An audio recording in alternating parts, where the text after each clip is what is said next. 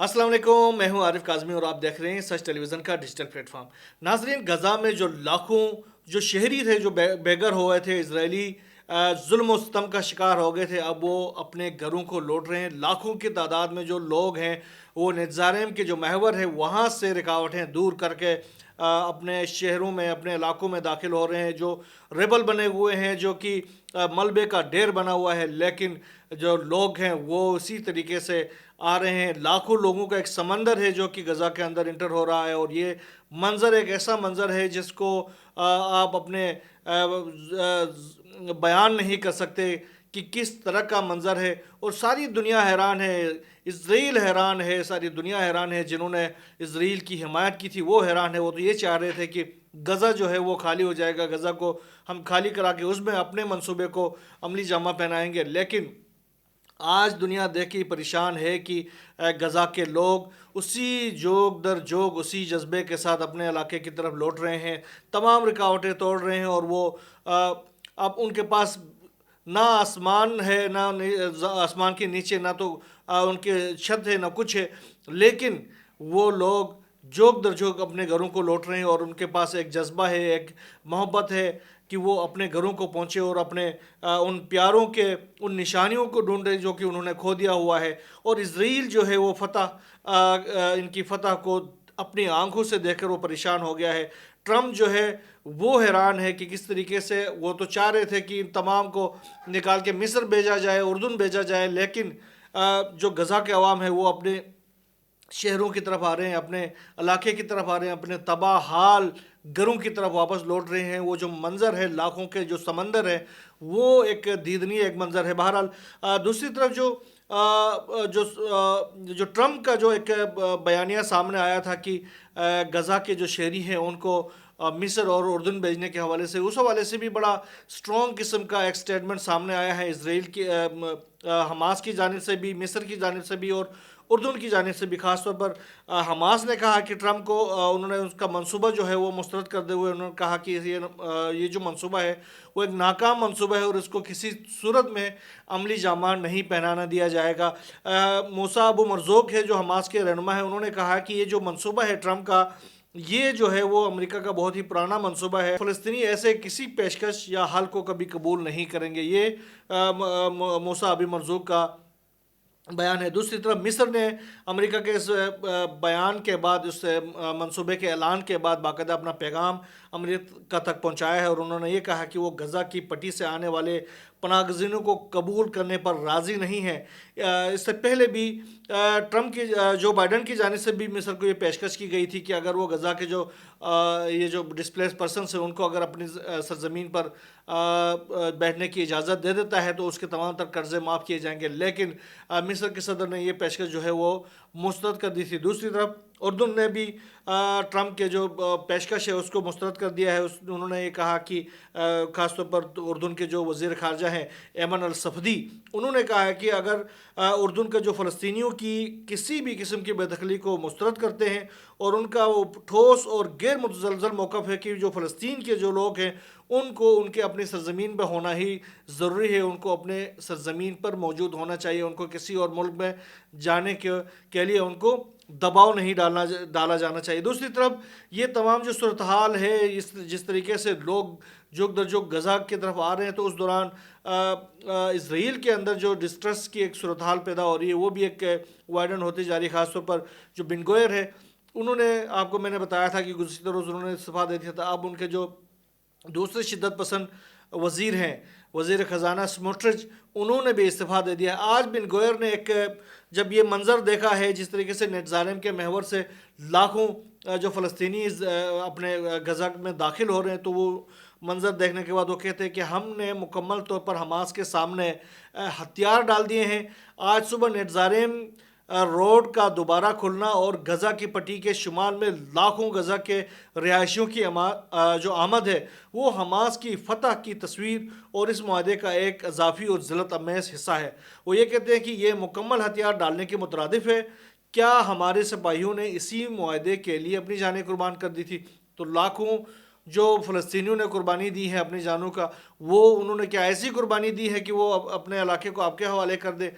تو یہ تو نہیں ہو سکتا. بہرحال لبنان میں جنگ بندی کے حوالے سے بھی ایک اسرائیل کی جو ایک شدت پسندی ہے وہ برقرار ہے.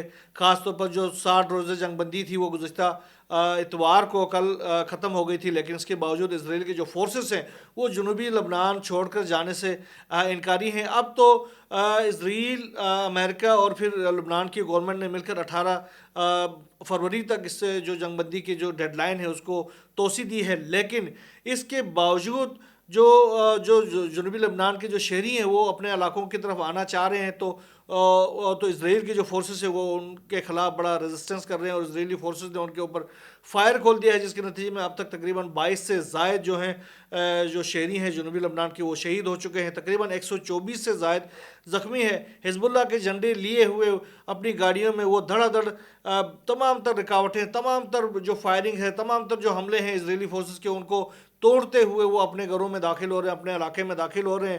بہرحال انہوں نے اپنا سرنڈر نہیں کیا ہے. اب اسرائیل کے جو لبنان کی جو فورسز ہیں، گورنمنٹ ہے، ان کو بھی یہ کہنا پڑا ہے کہ ہم جو ہیں اپنے شمال جنوب کے جو شہری ہیں ان کو سلام پیش کرتے ہیں کہ وہ اسرائیل کے سامنے سینہ سپر ہوئے ہیں. لبنان کے صدر ہیں، انہوں نے بھی اس حوالے سے کہا کہ اسرائیل کو جو ہے فوری طور پر لبنان کے جو جنوبی علاقے ہیں وہ خالی کرنا چاہیے.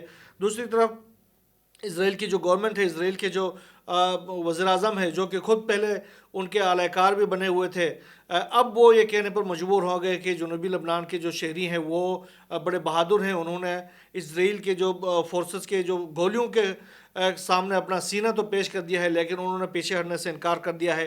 اتحاد شب کے جو باشندے ہیں وہ حزب اللہ کے جھنڈے لے کر دھڑا دھڑ اس وقت بھی اپنے علاقوں میں داخل ہو رہے ہیں. دوسری طرف جو گھروں کو لوٹنے والے ہیں وہ آپ کو میں نے بتا دیا کہ وہ 22 سے زائد جو ہیں اسرائیلی فورسز کے حملے میں شہید ہو چکے ہیں. حزب اللہ نے جنوبی لبنان میں جو واپس لوٹنے والے شہریوں کو انہوں نے خراج تحسین پیش کیا ہے، خیر مقدم کیا ہے. انہوں نے کہا کہ ہم آپ کے ساتھ ہیں، ہم آپ کے ساتھ پہلے بھی تھے، ہم آپ کے ساتھ اب بھی ہیں، اور آپ لوگوں نے جو یہ کردار ادا کیا ہے اس کے نتیجے میں اسرائیل کو ہر صورت میں لبنان کا جو جنوبی علاقہ ہے وہ چھوڑ کے جانا پڑے گا. بہرحال دوسری طرف حزب اللہ نے بھی اپنے سورسز کے ذریعے اپنے جو صالحین ہیں ان کو تک یہ پیغام پہنچایا ہے کہ اسرائیل اگر فوری طور پر اس علاقے سے نہیں نکل جاتا ہے تو پھر حزب اللہ نے جو پلان بنایا ہوا ہے آگے کے لیے، اس پلان پر وہ عمل کرے گا، اور اس کے بعد کوئی ضمانت نہیں دی جا سکتی ہے کہ اسرائیل کے ساتھ کیا ہوگا. کیونکہ حزب اللہ نے یہ پیغام دیا ہے کہ ہم ایک بار پھر اسرائیل کو 30 سال 40 سال پیچھے دھکیلنے کے لیے تیار ہیں. اگر اسرائیل نے یہ ہٹ درمی نہیں چھوڑی اور جنوبی لبنان سے کو خالی کر کے نہیں چلا گیا تو پھر ہم اسرائیل کو مزید 40 سال پیچھے دھکیلنے پر مجبور ہو جائیں گے.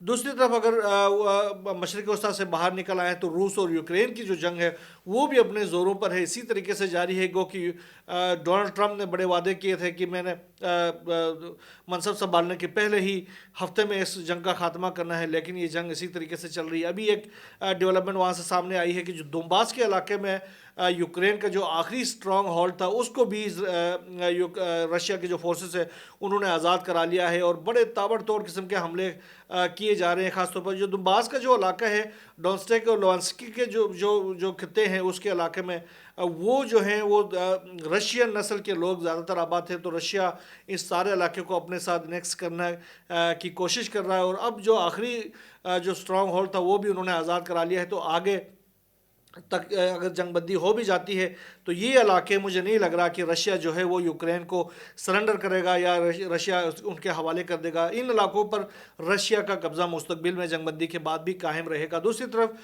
زیلنسکی جو یوکرین کے صدر ہیں انہوں نے کہا ہے کہ جو ٹرمپ کی جو کوششیں ہیں یوکرین جنگ ختم کرنے کے حوالے سے، ہم اس میں ٹرمپ کے ہر فیصلے کے ساتھ ہیں. صرف ہماری ایک گزارش ہے کہ جو بھی فیصلہ کیا جائے اس میں کیف کو شامل کیا جائے. اب یہ اس صورتحال پہ ان کی وہ آ گئی ہے کہ وہ یہ کہتے ہیں کہ یار جو بھی فیصلہ کرنا ہے کر لو، ہماری جان چھڑاؤ، بس صرف یہ ہو کہ ہمیں بھی کچھ بتایا جائے، کہ ہمیں بھی پتہ چلے کہ ہمارے بارے میں کیا فیصلہ ٹرمپ صاحب کرتے ہیں.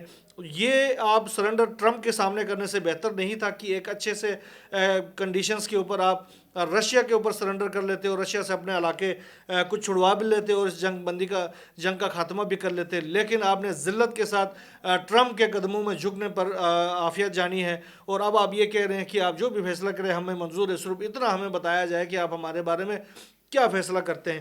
چلے جی آپ کی مرضی ہے. دوسری طرف جب سے ٹرمپ نے اپنے اقتدار سنبھالا ہے اس کے ساتھ ہی جو تارکین وطن ہے، غیر قانونی تارکین وطن امریکہ میں جو داخل ہوئے ہیں، ان کے خلاف جو کارروائیاں ہیں وہ بہت زور و شور سے جاری ہے. خاص طور پر پکڑ پکڑ کر مختلف ریاستوں سے یہ جو تارکین وطن ہیں ان کو ایئر فورس کے جو جہاز ہیں ان میں ڈال کر ان کے ملکوں میں منتقل کر دیا جا رہا ہے. تقریباً 8 سے 10 ہزار کے قریب جو تارکین وطن ہیں ان کو ان کے علاقوں کی طرف منتقل کر لیا گیا ہے.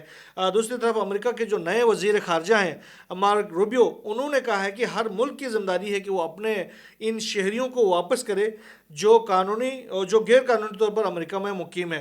تو یہ کوششیں امریکہ کی جانب سے جاری ہیں. دوسری طرف امریکہ کا جو آگ ہے لاس اینجلس میں لگا ہوا، اس آگ کی شدت میں کمی نہیں آئی ہے. اس آگ کی شدت میں بہت زیادہ اضافہ ہوتا جا رہا ہے، ہر گزرتے دن کے اضافہ ہوتا جا رہا ہے. گو کہ جو ریسکیو کام ہے، جو فورسز ہیں، وہ کوشش کر رہے ہیں کہ کسی طریقے سے آگ پہ قابو پایا جا سکے، لیکن جو سمندری ہوائیں ہیں وہ اس آگ کو مزید پھیلاتے جا رہے ہیں. ہر 10 سیکنڈ بعد وہ آگ جو ہے 1 فٹ بال گراؤنڈ سے زیادہ کا جو علاقہ ہے وہ اپنے گھیرے میں لے لیتا ہے، اور یہ آگ اسی طریقے سے مزید بڑھتی جا رہی ہے اور لوگوں کی جو قیمتی املاک ہیں ان کو تباہ و برباد کرتے جا رہے ہیں. 250 ارب سے زائد کا نقصان ہو چکا ہے. ابھی کچھ مناظر سامنے آئے ہیں.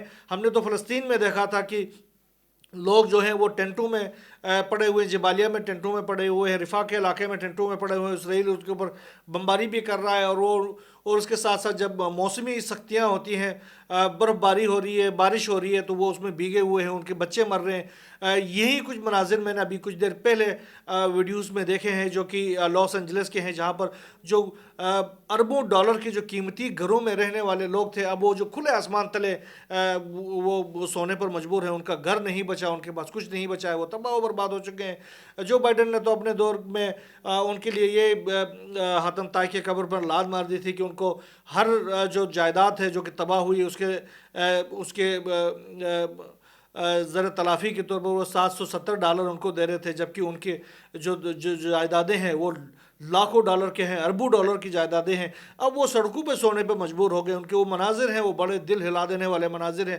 وہ مناظر جب آپ دیکھتے ہیں تو آپ کو یاد آتا ہے کہ ان لوگوں نے غزہ کے ساتھ کیا کیا تھا، ان لوگوں نے لبنان کے شہریوں کے ساتھ کیا کیا تھا، ان لوگوں نے فلسطین کے شہریوں کے ساتھ کیا کیا تھا، ان لوگوں نے اس سے پہلے عراق کے شہریوں کے ساتھ کیا کیا تھا، تو افغانستان کے شہریوں کے ساتھ کیا کیا تھا.